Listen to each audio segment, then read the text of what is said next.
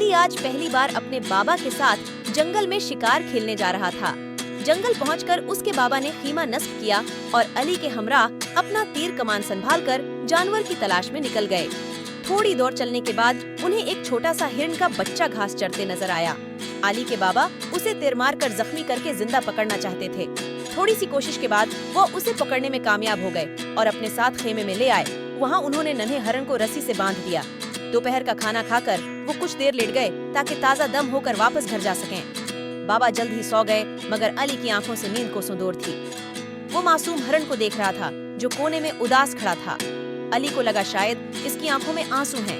اچانک علی نے باہر کوئی عجیب سی آواز سنی۔ اس نے خیمے سے باہر جا کر دیکھا تو وہاں دو ہرن کھڑے اونچی اونچی آوازیں نکال رہے تھے۔ آن کی آواز سن کر خیمے میں موجود ننھا ہرن بھی ٹھیک ویسے ہی چیخا۔ علی فوراً سمجھ گیا کہ یہ دونوں ہرن ننھے ہرن کے ماں باپ ہیں جو اپنے بچے کو ڈھونڈتے ہوئے یہاں تک آئے ہیں۔ علی نے اندر جا کر رسی کھول کر اسے آزاد کر دیا۔